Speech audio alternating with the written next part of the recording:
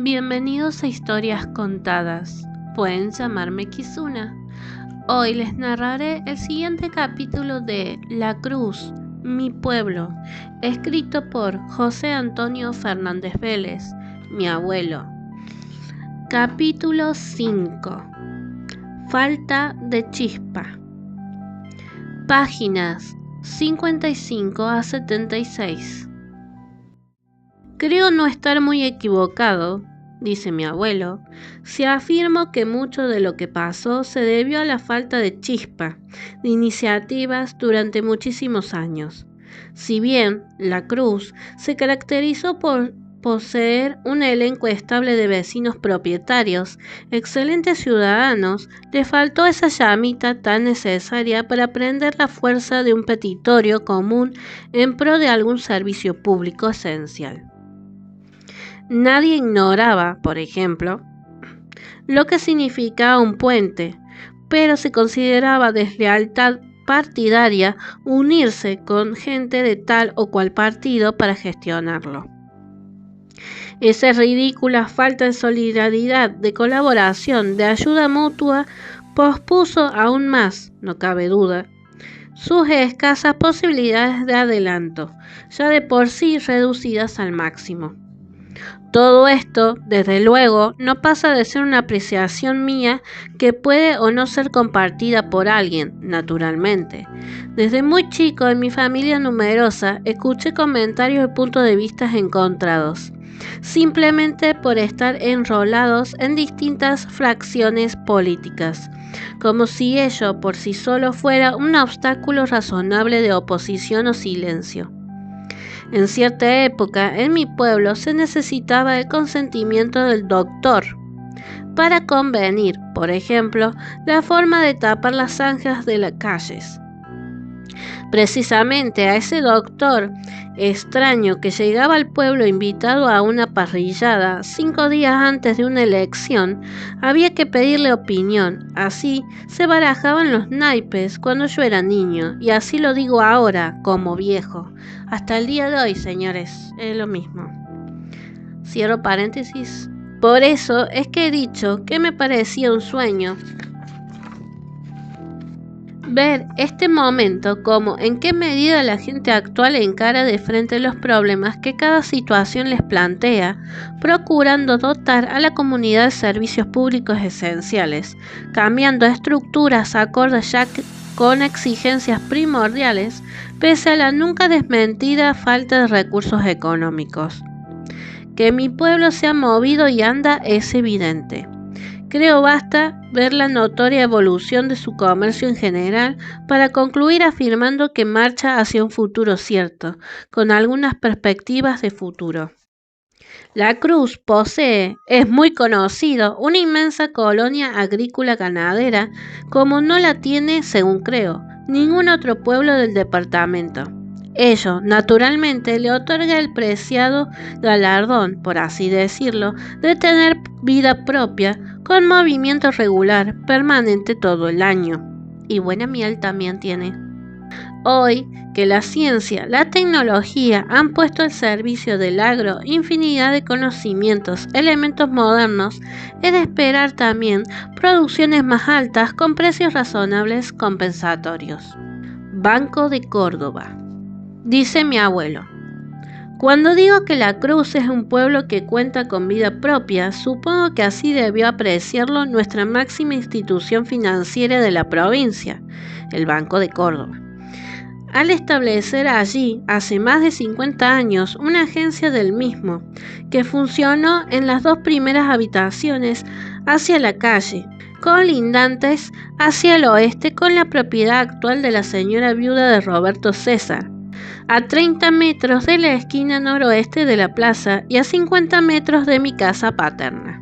En esa agencia se desempeñó Justino Vélez, esposo de Luisa Martínez, padre de Justino, Luisa, Chocha, Manuel y Silvio, hasta lograr su jubilación. Luego se hizo cargo de la misma Fabio Raúl Carranza, el inglés, esposo de María Hortensia Carranza y papá de Ana, Ricardo y María Cristina, hasta el año 1937 en que fue levantada sin que llegara a conocerse realmente la razón de tal disposición. Sé que algunos la atribuyeron a carencia de local adecuado para resguardo de caudales, como toda institución de su tipo. Su ausencia produjo desde luego un vacío muy notorio que nadie pudo evitar y que hoy, estimo, con muy distintas perspectivas llenaría una sentida anhelada necesidad. Tropa carguera. Cuando me encuentro en mi pueblo, mi abuelo, siguiendo con mi mezcla de aconteceres añejos, y veo, por ejemplo, llegar a salir sobre pavimento un camión grande de transporte perteneciente a los comerciantes locales, lleno de mercaderías, no puedo dejar de recordar lo que podría sintetizarse como la cara opuesta de la moneda, la cara opaca, la única posible. Aquella tropa de mulas y asnos que solía utilizarse normalmente para transportar cargas a la Sierra Grande, especialmente, ¿cómo no advertir la diferencia? Entonces, hasta 40 años atrás, por falta de caminos y medio de transporte en general, la mula o el asno, como es bien sabido, por sus condiciones naturales, es decir, resistencia, vaso chico y fuerte, constituían el sí o sí para todo hombre de sierra que necesitaba conducir cualquier tipo de carga. También estaba el caballo serrano, para aquellos eran preferidos por más aptos, como dije. Quien de mi pueblo que peine canas, desde luego, podrá olvidarse de la tropa carguera de Salvador y Froilán Cabral, que llegaba desde Luti cargada de cueros, lana, cerda a todo trote, siguiendo al guía montado también en mula, hasta el patio, o mejor dicho, corralón grande de Evaristo Antón, donde solían penetrar chatas y carros. A esa propiedad o inmueble que luego ocuparán Patricio Fernández, Doctor Manuel de Don Pedro Horacio Cornalis, ubicada a 100 metros de mi casa vieja. Varios fueron los comerciantes de la sierra que se valieron de su tropa de mulas para transportar los frutos del país, que ellos lograban reunir en sus pequeños negocios zonales hasta la Cruz, donde lógicamente se producía el trueque ante negocios mayores por mercaderías catalogadas de primera línea como harina, azúcar, yerba, sal, polenta, arroz, etc. Entre esos varios estaba Regalado Yedro, esposo de Hermelinda Domínguez y papá de Walter, Horacio González, hermano de José, el hombre que tenía Mateo en el pueblo. La tropa de los Cabral se componía más o menos de 20 a 25 animales, según fuera la necesidad de traer o llevar mercaderías a la sierra, pues en razón de estar ubicado su negocio bastante arriba, los viajes eran menos frecuentes, una vez por mes más o menos, pero así también abarcaban mayor cantidad de elementos negociables. Para la debida atención que esos animales cargueros requerían, tenía que movilizarse prácticamente un equipo de hombres diestros, muchos en esas tareas, que nunca podían ser menos de 4. Todo ello, por supuesto, demandaba gastos que a veces se prolongaban por varios días debido a la inestabilidad del tiempo. En razón del tipo de mercaderías a transportar, no podían arriesgarse a lluvias y tenían esos hombres que esperar hasta que compusiera para poder salir. Si la carga de alguna mula estaba prolijamente tapada con lonas y hasta con el poncho, era porque llevaba el azúcar, la harina. Las cosas chicas, paquetes de velas, salsas, sardinas, etc., eran acomodadas en las alforjas bordadas que cada tropero tenía como con algo de presumido.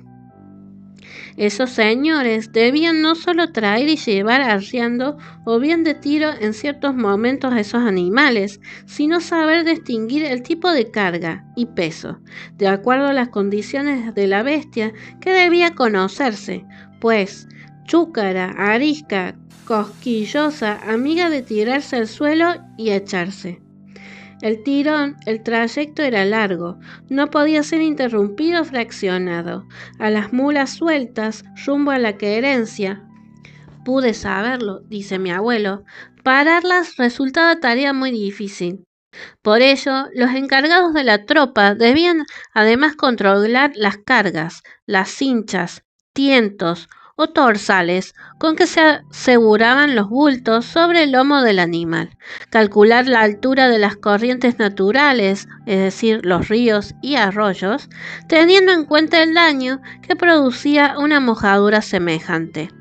Para eso, el guía iba adelante buscando los pasos mejores, como también desviando los sitios estrechos, entre árboles que en ese entonces existían, o rocas propias de la sierra, pues las bestias, por razón de la carga, aumentaban considerablemente en anchura y corrían peligro de encajarse, sobre todo en pasos acanalados de piedra, es decir, los conocidos caminos indios. Tampoco, por cierto, podían descuidarse los pasos cornisas, a los que habían que cruzar muy despacio con las cargas bien apretadas. Para ello, el guía marchaba primero a tranco lento, impidiendo que las mulas o burras apuraran desde atrás. Así se evitaban caídas, desbarranques, pérdidas de mercaderías, etc. Por supuesto, ese pequeño grupo de personas a que me refiero, dice mi abuelo, eran antes que nada buenos jinetes, enlazadores, pialadores, conocedores de cuánta dificultad pudiera darse en ese cometido, que, según creo, si bien no llegó a ser una especialidad, requirió en cambio una habilidad y sentido práctico digno de mencionarse. Un ejemplo sería que, al ver a una mula a la distancia, de inmediato se daban cuenta de que estaba enferma, con carga muy pesada, con cincha, torsales muy apretados, etc.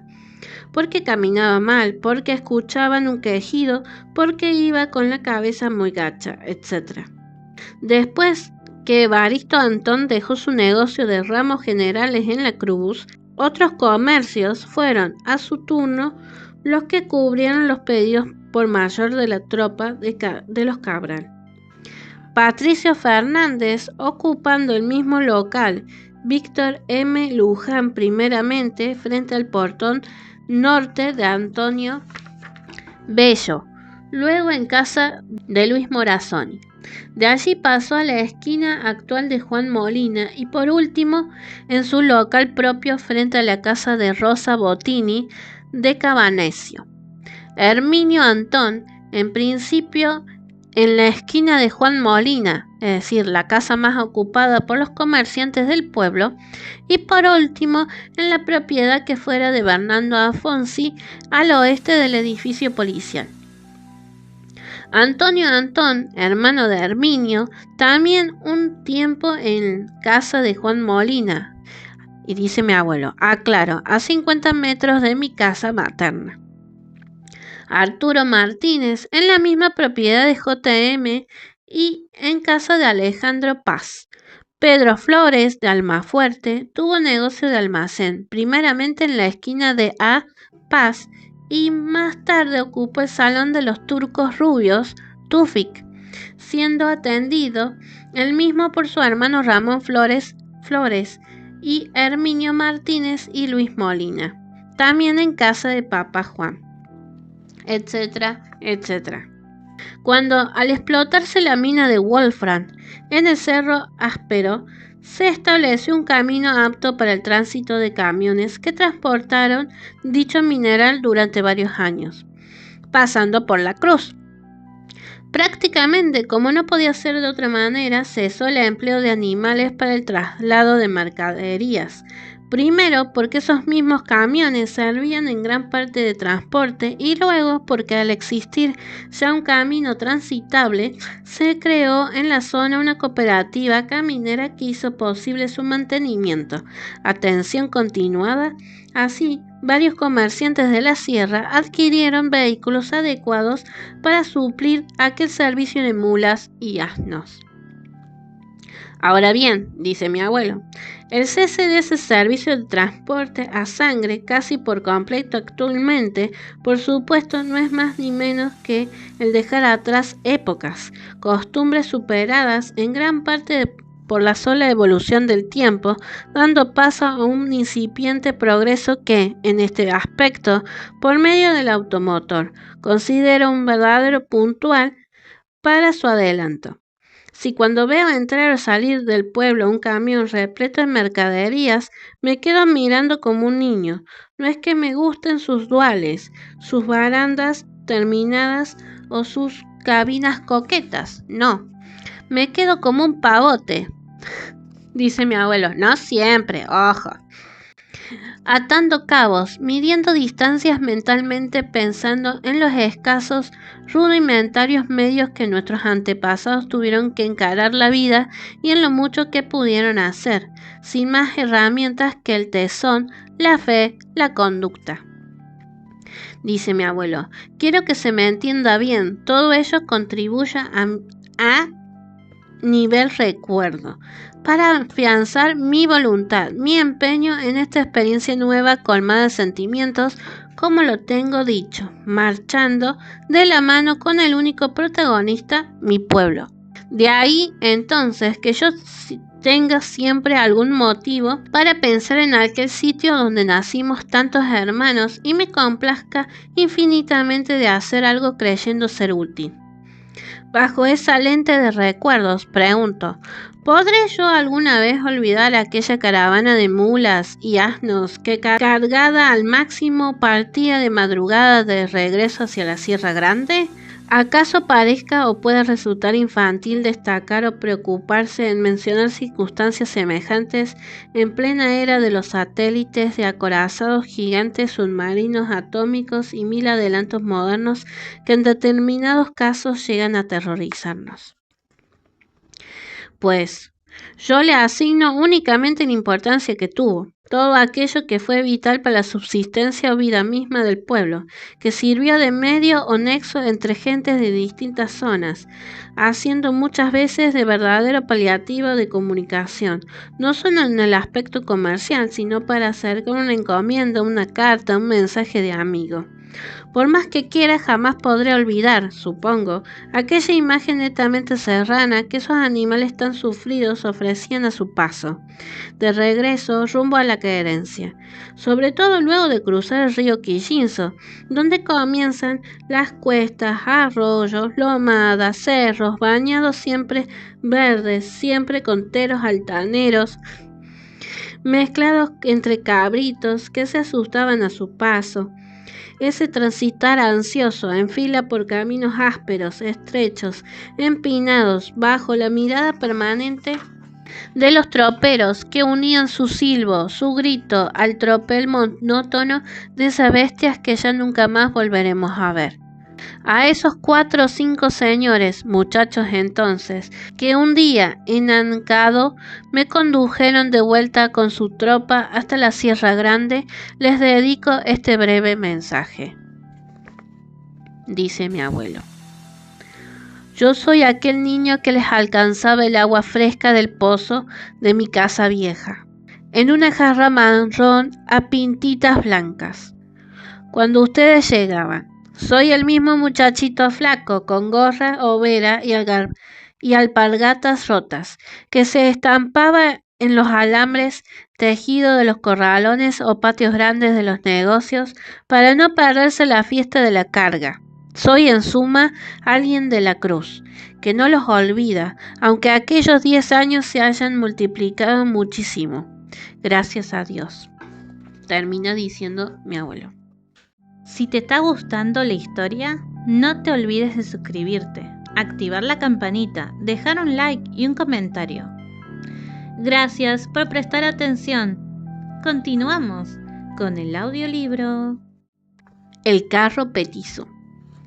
Otra cosa característica del pueblo fue la presencia a toda hora del día de aquel carrito petizo, chato con pinta de tortuga, que utilizaban los carniceros, por ejemplo, Gregorio Brizuela, Francisco Quiroga, Ricardo Bustos, Clemente Peralta, etc. ¿Alguien sabe dónde están? ¿Dónde fueron a parar? Un elemento sin duda indispensable para poder cumplir esa faena normalmente, con barandas laterales, lanza, 2 ruedas chicas de hierro que se prendía mediante un gancho a la argolla derecha de la cincha del apero y que tiraba un caballo manso con cara de resignado.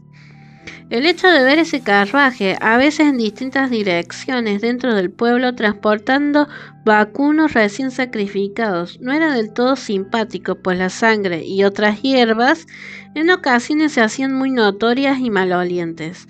Pero la necesidad, la costumbre, la falta de otros elementos adecuados lo hacían indiscutible, y así hubo que soportarlo naturalmente muchísimos años.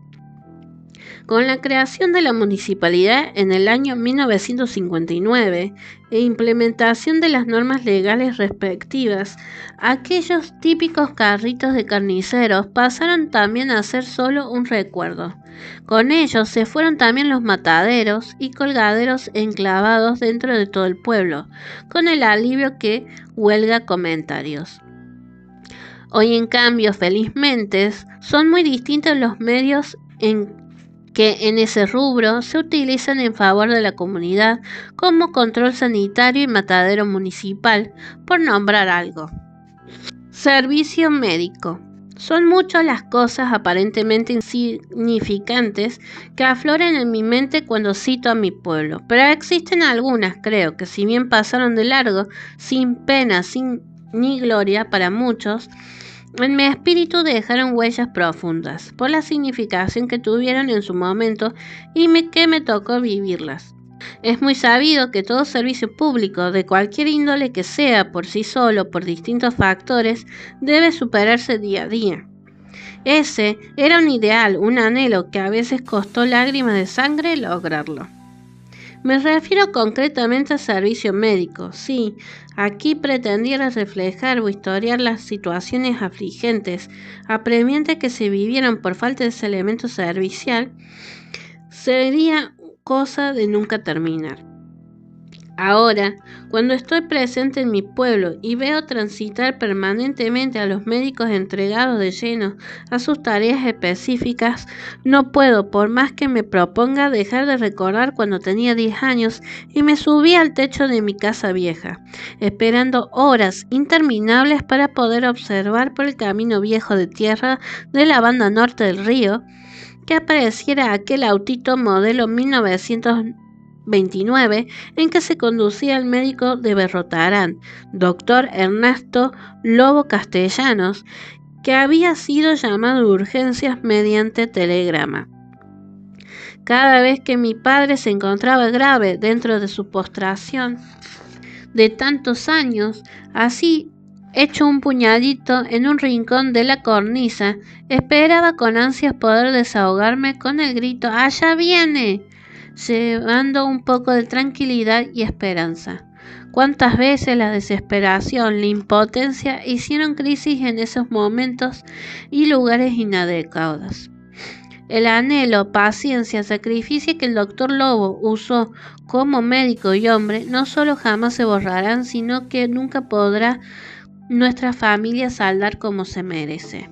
A esa falta de médico estable en mi pueblo quiero referirme al hacer esta breve reseña de carne propia. Nada hay que se conozca tanto como lo vivido. Entre el cúmulo de enormes necesidades de un pueblo, de una comunidad, nada hay tan angustiante, tan afligente, estimo, como la falta de un facultativo médico. Obviamente, para esa conclusión no hace falta mayores argumentos. Bueno, pues, dice mi abuelo, si yo cité nuestro caso y no muchos otros que recuerdo, es por no tocar fibras íntimas ajenas, para lo cual no estoy autorizado. En medio de esas circunstancias amargas, mezcla de sufrimientos, lágrimas, desesperación, creo, fue donde aprendí a rezar, tener fe y valorar mi terruño. Pero permítaseme que lo diga, como compensación a esas horas nostalgiosas que nunca faltan. En mi hogar estuvo siempre la alegría bullanguera de una familia prolífera como muy pocas, unida, sana por fuera y, si no me equivoco mucho, también por dentro, de manera que los múltiples sinsabores que la enfermedad siempre dejan se sobrellevaron con resignación cristiana, siempre en armonía, con paz. Primera noche de cine. Otro tema muy distinto, dice mi abuelo, es el que me ocupa en este instante. Hace 47 años, o le pasó raspando, una tarde de verano llegó y se estacionó a la orilla del cordón de piedra de la plaza, frente al negocio de Fidel Rivero, hoy municipalidad, un automóvil Ford modelo 1929 todo cerrado, tipo furgón, con puerta amplia de 2 hojas atrás. Lo conducía un señor más bien bajo, blanco, canoso, cabello cortito, que entraba y salía a cada instante. En determinado momento comenzó a sacar del autito infinidad de cables, artefactos de distintos tamaños, bancos, repisas, etc., dedicándose al armado de una instalación eléctrica, lo que resultaba evidente porque en los cables estaban los portalámparas.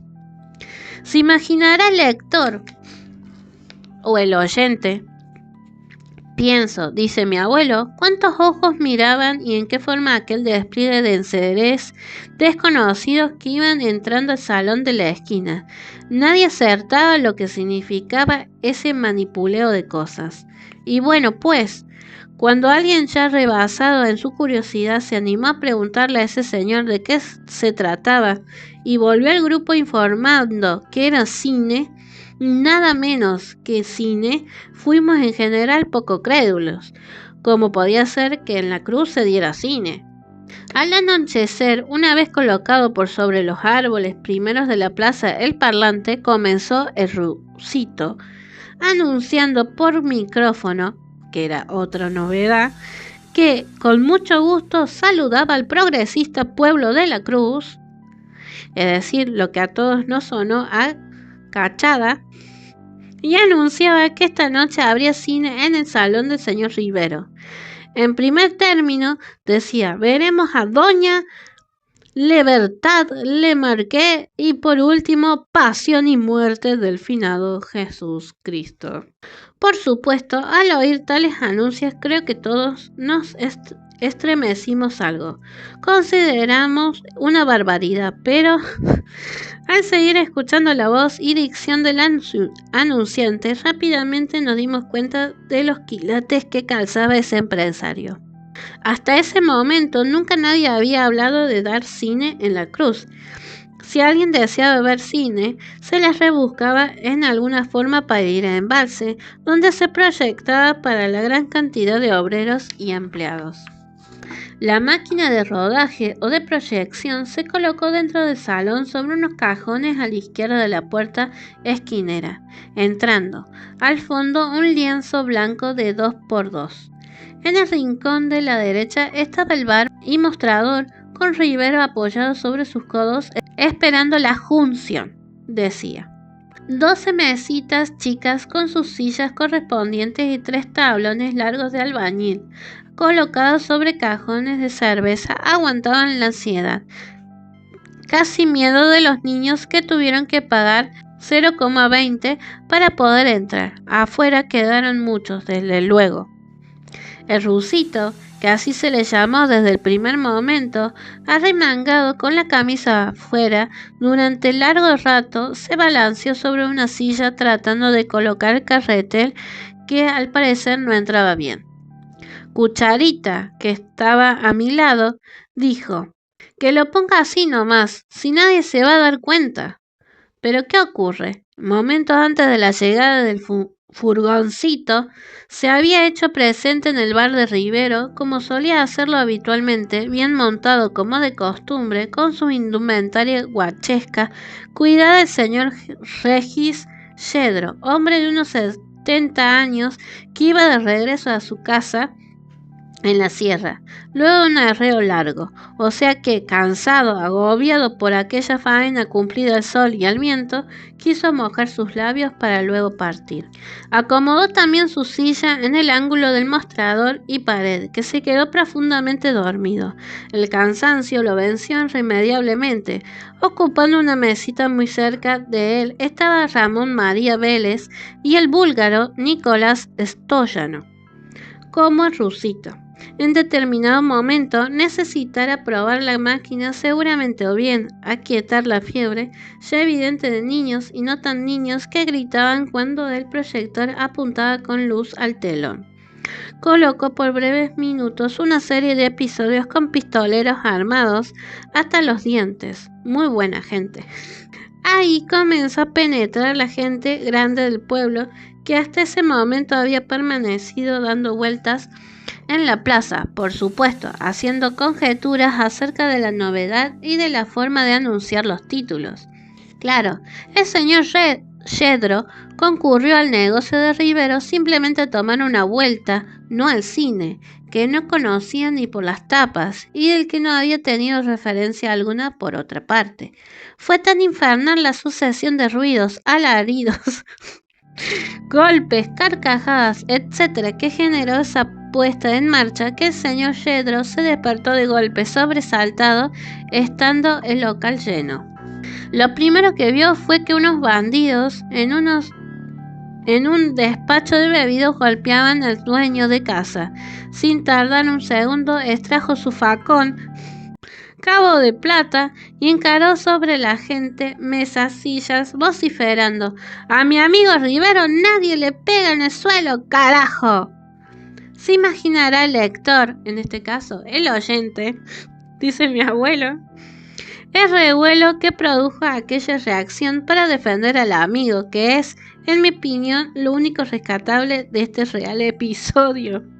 Le pudo pasar a cualquiera que se encontrara vencido por el sueño y sin sospechar siquiera de qué se trataba. Aquí, señor lector, en este caso oyente, yo quiero recargar mi tinta, dice mi abuelo. No cualquiera se acomoda los pantalones en la forma en que lo hizo este señor, por un amigo que creyó ver en peligro. Por supuesto, luego de encender las luces para calmar al alboroto, este buen señor fue retirado a la vereda, buscando dársele conversación y explicación para que se ubicara. Pero insistía repitiendo: «Pero es que yo lo vi, a mi amigo en el suelo».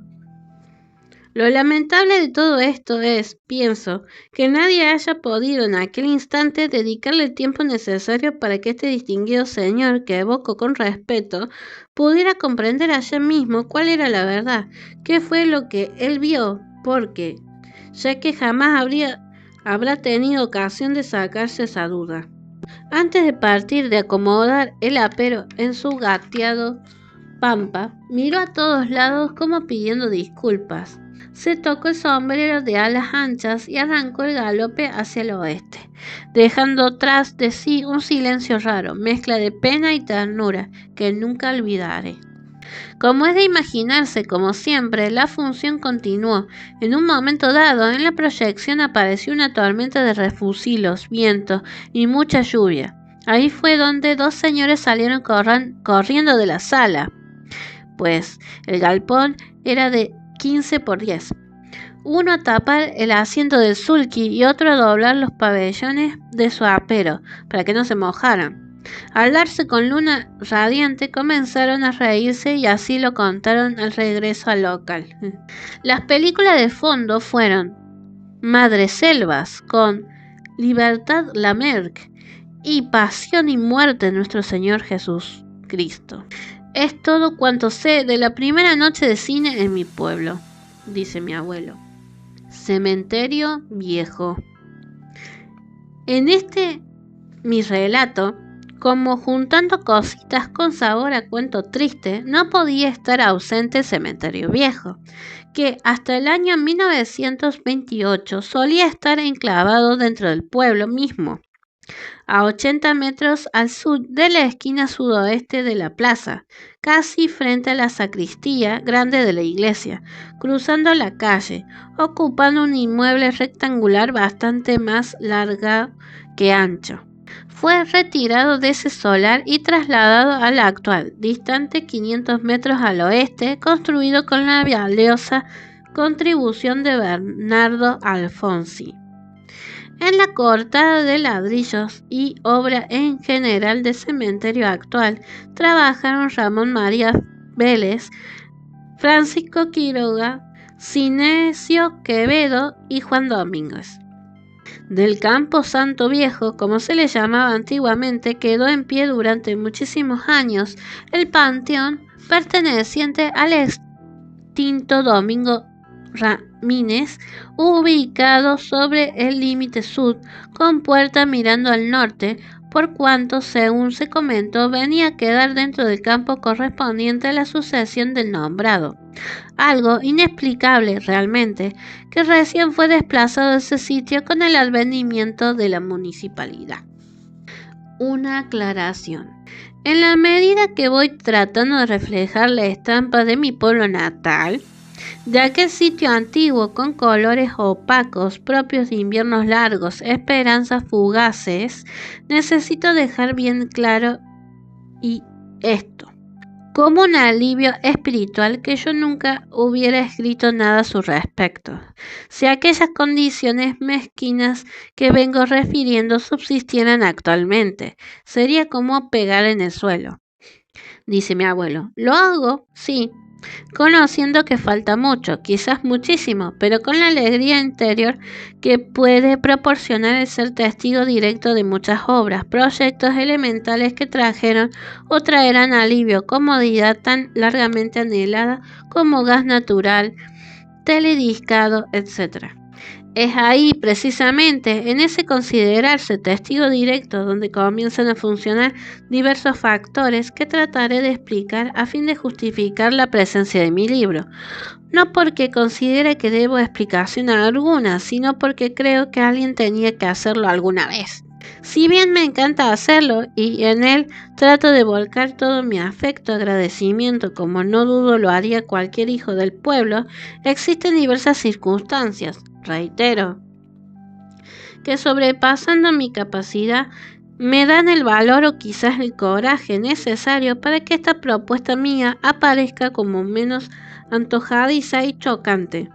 Debido a la cita que hago de gran número de familiares, me interesa aclarar que ellos, en alguna medida, conforman el cúmulo de antecedentes, versiones, hechos y pormenores que se afianza en mi pueblo. Además, por supuesto, de lo que yo he vivido, guardado celosamente en mi mente, puñadito de apuntes, pensando siempre en lo feliz que sería si Dios me permitiría poder escribirlo alguna vez. Segunda pausa en Historias Contadas. Muchas gracias por estar prestando atención a este audiolibro. Por favor, no te olvides de suscribirte, dejar un comentario y activar la campanita para más notificaciones. Continuemos con la siguiente parte del audiolibro. No es historia de familia, se descuenta. El motivo real de mi preocupación, de romper el silencio, como dije al comienzo.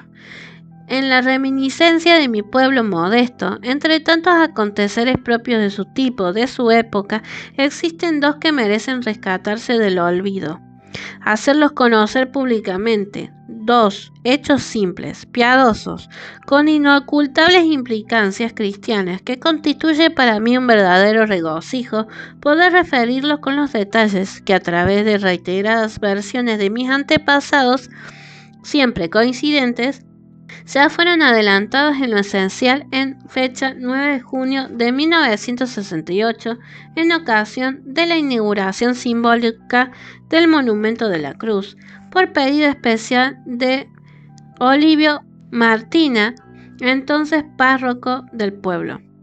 Se trata, pues, a. del hecho que dio origen a su nombre, b. del que motivó su formación. Dos aconteceres simples, aislados en el tiempo, pero casi unidos en la proximidad de la distancia sobre la ribera del río, en la misma curva del mismo costado sur. Una cruz y la imagen de una virgen. Su sola mención, pienso, ya es suficientemente válida para concluir afirmando en una coincidencia poco común, dice mi abuelo. Obviamente, esta versión que pongo a consideración del amigo lector y del oyente de ninguna manera tiende a o pretende lograr su aceptación, ya que mucho de ello puede girar en el rubro de cuento o leyenda. Es muy razonable. Ante esta presunta lógica posibilidad se impone, creo, referir hasta el último detalle que conozco para afianzar la certeza, en mi concepto, de la presencia de esos dos elementos que a la postre tanto significaron para el pueblo. Ahora bien, creo prudente manifestar, antes de proseguir, que jamás hasta hoy existió una versión o reflexión argumentada en contrario que pudiera empalidecer o quitar seriedad a la misma. Ello es de suponer, alienta considerablemente mi afán en llevarlo a conocimiento público con confianza y la mayor objetividad posible, es decir, siguiendo, hilvanando o dando un poco de vida, si cabe la expresión, a centenarias versiones de mis antepasados, en narraciones profundas, coincidentes, cargadas de emotividad que yo he tragado desde muy niño y que, por más que pretendiera, nunca podré disimular. Señor lector u oyente, nada quiero tanto en este instante como saber escribir o narrar correctamente para poder explayarme con la mesura, moderación, acorde a un tema semejante, a falta de pan, dice mi abuelo. Aparte de las múltiples razones que creo que me asisten para mi modesta obra, que las iré poniendo sobre la mesa en la medida que, como buen pajuerano, las vaya rumiando, hay algo que sí puedo desembucharlo maduramente, y es que la misma fue concebida y está dirigida a la memoria de mi madre, en nombre de sus 18 hijos, por su lucha desmedida, su hermoso ejemplo, su bondad. Sería un ingrato si, al recordar a mi madre, me olvidara de agradecer a nuestra querida Mechita. Es la imagen de la Virgen de la Merced, el habernos acompañado 80 años en nuestro humilde hogar, que fue un poco de su refugio para salvar su frágil figura y donde aprendimos a quererla, respetarla como una hermana más, con la fe y el cariño que imponía su historia, su significación cristiana. Cuando joven, mientras me tocó estar algunos meses acompañando a mi hermano Dardo en un boliche en que instaló el Pantanillo, es decir, San José, del otro lado del cerro, San Lorenzo, intenté escribir lo que estimé entonces podría ser un poco la historia de la cruz. Quizás el ambiente serrano, la soledad fuera un incentivo ideal, pero considero tuve la lucidez necesaria para darme cuenta de que los elementos base o de fondo, que eran los que me interesaba destacar, puntos A y punto B, merecían ser tratados con el mayor cuidado posible conforme a la importancia razonable que yo mismo le asignaba para la proyección futura. Quiero comentarles a los oyentes que estoy poniendo una fotografía que está en el libro de mi bisabuela. Mi bisabuela se llamaba Modesta de Fernández. Es la mamá de mi abuelo. Seguimos. En aquel ayer lejano, muchas circunstancias, no hay duda, hubieran quedado sin citarse por desconocidas. No hubiera pasado de ser, creo, una brillante intención, dice mi abuelo. Así fue como pasaron bastantes años. Hoy, jubilado, con ocio propio, lleno de viejura, como dice mi nieto Francisco Javier, es decir, mi primo, y supongo con algo más de madurez, enfrento con placer esta misión que dormía en mí, rogando al Señor que me ayude para cumplirla adecuadamente, es decir, antes que nada ser verídico, objetivo, no ofender a nadie. Pero necesariamente para ser fiel conmigo mismo como una verdad más, tengo que decir ahora, aunque me duela, que aquella espiga grande, longeva que fue la familia Fernández, ha comenzado a desgranarse aceleradamente, algo tan natural, esperado como la vida misma. ¿Por qué digo esto? El armado y redacción de este libro, le cuento, amigo lector, amigo oyente, estuvo interrumpido muchos meses porque nuestro Señor un buen día dispuso sacarme de la cancha, sorpresivamente, cuando viajaba a la cruz. No tuve tiempo ni para ver la tarjeta roja. De ellos recuerdo, sí, el camino largo, la noche, lluvia, soledad. Como árbitro supremo, él mismo levantó esa medida clara. Está sirviéndose de la valiosa colaboración del cardiólogo Dr. Luis María Amuchastegui del hospital privado y su equipo. Volví a la cancha y aquí me tiene, contento de seguir viviendo y deseando poder terminar mi libro. Mi abuelo sufrió un infarto. Y bien, esta breve acotación a mi respecto la consigno, dice mi abuelo, sabe Dios, sin temor alguno, es decir, en la absoluta convicción de que es una etapa prevista, con el único propósito de que quien o quienes puedan tener mayores antecedentes de mi pueblo sepan que el factor tiempo me resulta muy importante y puedo omitir, sin quererlo, alguna referencia destacable.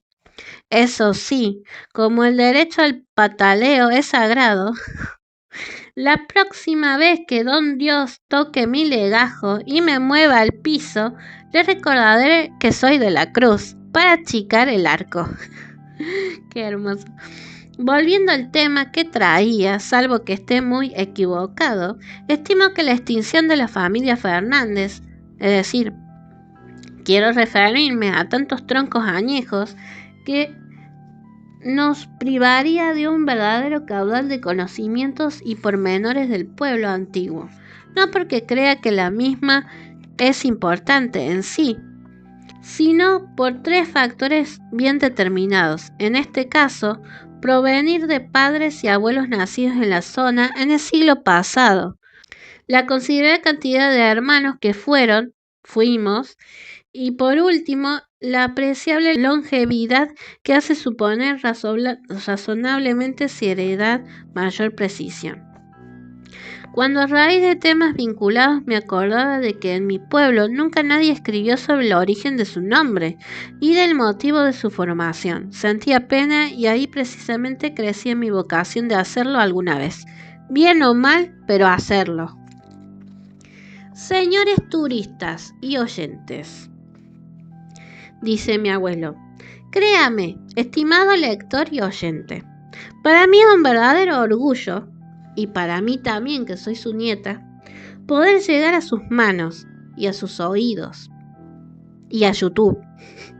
Ocupar su mente, aunque fugazmente, con mi narración humilde, simple, dando forma a muy antiguas versiones, como he dicho, dice mi abuelo, que fueron en su hora. La delicia de todos los hermanos, con Mechita al frente.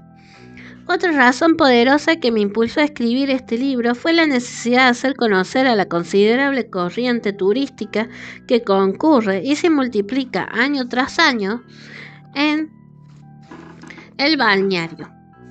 Todo lo concerniente al pueblo, a la zona, en nuestro departamento Calamuchita. Es bien conocido que debido a lo lacónico, el nombre de la cruz a veces trae aparejado preguntas sobre hechos, situaciones o circunstancias, sobre todo de gente joven, curiosa e inquisidora, que es obligación atender, responder correctamente. En efecto, la construcción del balneario, obra simple, generosa, con amplitud pocas veces dadas, aunque con carencias muy evidentes aún, aprovecha inteligentemente la fortuna que significa la corriente natural de su río manso, atrae interminable caravana de turistas que de repente al llegar se enfrentan al monumento a la cruz, en la parte alta del pueblo. Muy pocos son los que conocen realmente su significado, la razón de su existencia, el porqué de su de su erección. Me ha tocado a veces, por encontrarme en el río, explicar brevemente su contenido, pudiendo apreciar con agrado hasta qué punto llegaba el agradecimiento de grupos numerosos al enterarse de la calidez espiritual, significación histórica que guardaba. Dejaba de pronto de ser una mole fría de cemento para convertirse en el custodio patrón del pueblo, en la síntesis de aquellos piadosos, centenarios elementos que hacen al fondo a la raíz de mi pretensión literaria. Dentro de esa corriente turística aludida, debo confesarlo, lamentablemente apareció alguien tan mal informado que no sabía, al parecer, dónde pisaba. Ay, siempre hay. Esto no es ninguna novedad, aunque en un porcentaje brevísimo, felizmente. Tuve que esmerarme para hacerles comprender, creo, que Calamuchita es un departamento, no solo un pueblo, que Santa Rosa era sin duda la mejor localidad del mismo, por muchos y variados conceptos, pero que además existían dentro de nuestro departamento otras tan importantes como Villa General Belgrano, Villa del Dique, Rumipal, Embalse, San Agustín, Río de los Sauces, Los Reartes, Amboy, Los Cóndores, La Cruz, Los Molinos, La Cumbrecita, Yacanto, etc. Y muchas villas y parajes veraniegos en formación, ubicados generalmente en las primeras estribaciones de la Sierra Grande. Con esto que digo, debe suponerse. No pretendo suplir o incursionar dentro de la función específica de la Dirección de Turismo de la provincia, sino simplemente ayudar en alguna medida a mucha gente que, creyendo estar en Calamuchita, descansa sus buenos días en Altagracia. Por ejemplo, sin enterarse de que esta hermosa ciudad turística pertenece al departamento Santa María y es su cabecera, nada que ver. Esto no ocurriría, dice mi abuelo, si en cada cartelito indicador de un pueblo o ciudad se agregara el nombre del departamento a que corresponde. No solo debe conocer el turista o el oyente lo concerniente a comodidad, seguridad, riesgo que ofrecen en ocasiones los ríos y arroyos insignificantes aparentemente debido a la imprudencia de acampar en sitios no aconsejables, sino que por razones de comunicación inmediata por cualquier emergencia, tanto él como sus familiares, muchas veces de otras provincias o ciudades apartadas, deben saber realmente en qué lugar exacto se encuentran. Creo, dice mi abuelo, es algo tan lógico, razonable, que pareciera una necesidad señalarlo. Sin embargo, la verdad, en muchas oportunidades, mostró a su cara amarga inconcebible. Cada municipalidad, en mi concepto, si hasta este momento no lo hubiera dispuesto, debería encargarse de una apropiada señalización en tal sentido. Cuando Encotel dispuso en su código postal adjudicar un número a cada localidad del país para reconocerla con facilidad, huelga todo comentario, lo hizo pensando en la mejor forma de servir al público en la importante tarea de comunicación que le atañe, logrando precisión, seguridad. Eso es un hermoso ejemplo que la gran experiencia de impuestos y que debería imitarse en la pequeña porción que corresponde a cada pueblo, aunque sea de otro tipo, pero siempre tendiendo a beneficiar al turista, salvar situaciones difíciles. Señor lector y oyente, le habla mi abuelo.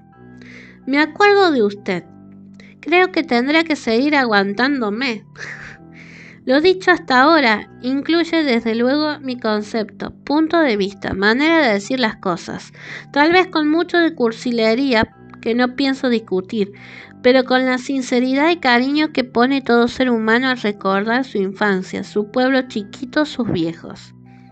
Para muchos, espero, no será difícil encontrar una compensación que justifique seguir adelante. A otros, posiblemente les resulte más grato tomar el diario, aunque de ayer. A los que hayan tenido la suerte de nacer en pueblos pequeños del interior de la provincia, no les será muy difícil entender mi lenguaje payucano, con sabor a catre viejo y ranchitos flequilludos. En cambio, a los que tuvieron la fortuna de surgir en centros intelectuales con materiales adecuados, elementos y profesores a su alcance, es posible les resulte híbrido, salvo, claro está, que se les dé por sondear un poco el alma pueblerina. Y hasta aquí llegamos con el capítulo 5 del libro de mi abuelo, La Cruz, mi pueblo. Próximo capítulo, sábado 6 de septiembre, y espero que les esté gustando lo que redacta mi abuelo sobre su pueblo, ¿sí? La gente de La Cruz, si hay alguien que me está escuchando, esto es verídico, es real. La Cruz es un hermoso lugar, con gente maravillosa que ha estado ahí. Nos vemos en Kizuna, Historias Contadas.